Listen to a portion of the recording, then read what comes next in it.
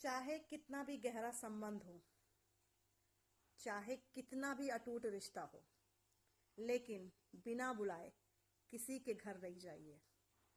जब तक आपको बुलाया ना जाए उस घर मत जाइए। और ये वास्तविकता है कि अगर आप बिना बुलाए गए तो आपको अपमानित होना तय है। और इसका मैं उदाहरण आपको सती और शिव की कहानी से दे सकती हूँ।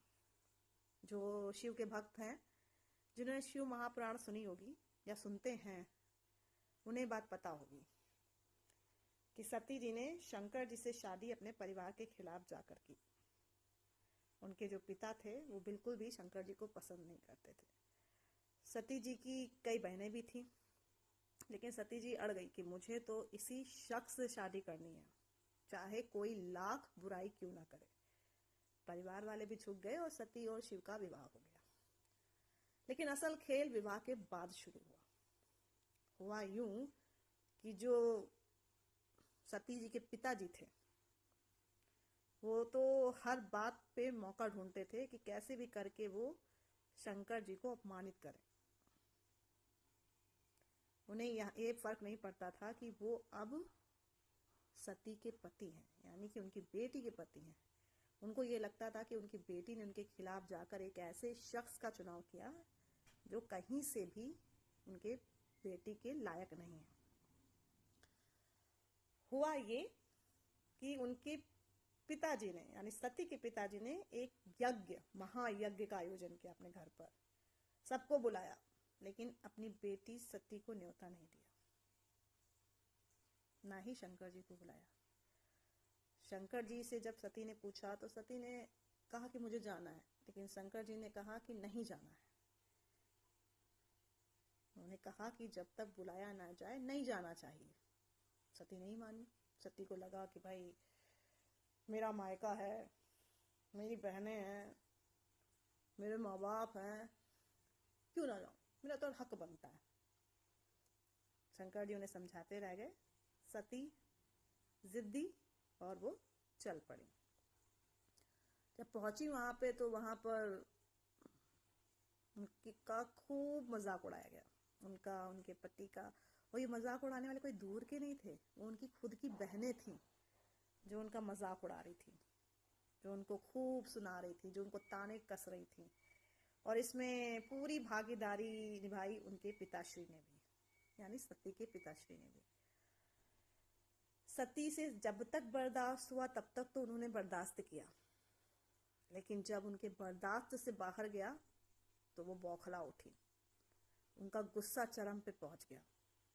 और हुआ यूं कि इतनी निंदा, इतना अपमान सहने के बाद सती उसी महायज्ञ के कुंड में कूद गई और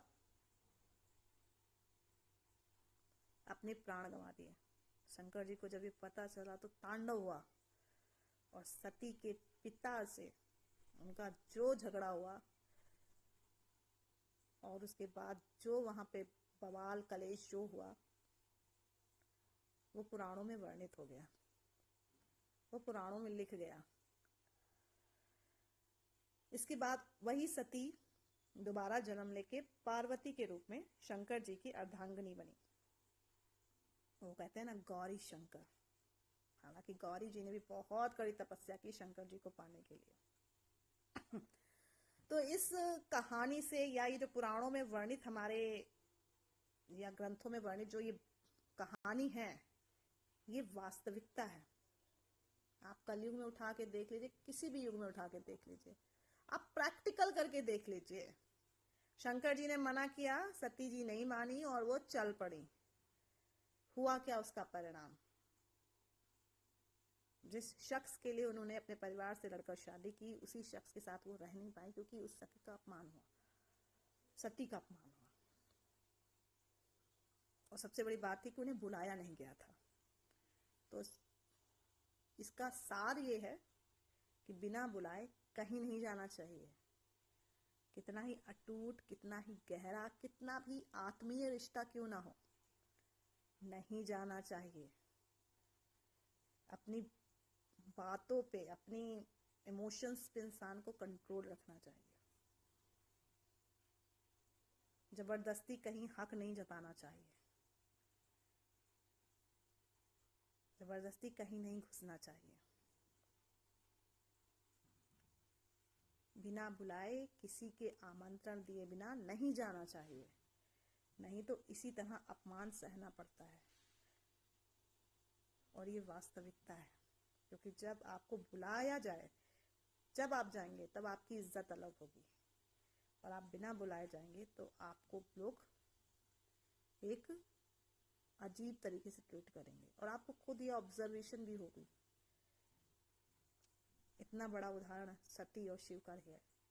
इससे पता चलता है कि चाहे कितना भी आपका बेहतर रिश्ता हो, कितना ही खूनी रिश्ता हो, खून का रिश्ता हो, चाहे जो भी रिश्ता हो, बिना बुलाए नहीं जाना। लेकिन हाँ, अगर दुख हो तो जरूर चले जाना, लेकिन सुख में नहीं जाना। जब बुलाए तभी जाना, और यही जीवन का दस्तूर है। अपने आसपास या खुद पर ये प्रैक्टिकल करके देखिए। ये जो मैंने कहानी आपको सुनाई है, इस कहानी में दम है। ये कहानी वास्तविक है, और सत्य को प्रमाण की जरूरत नहीं होती है।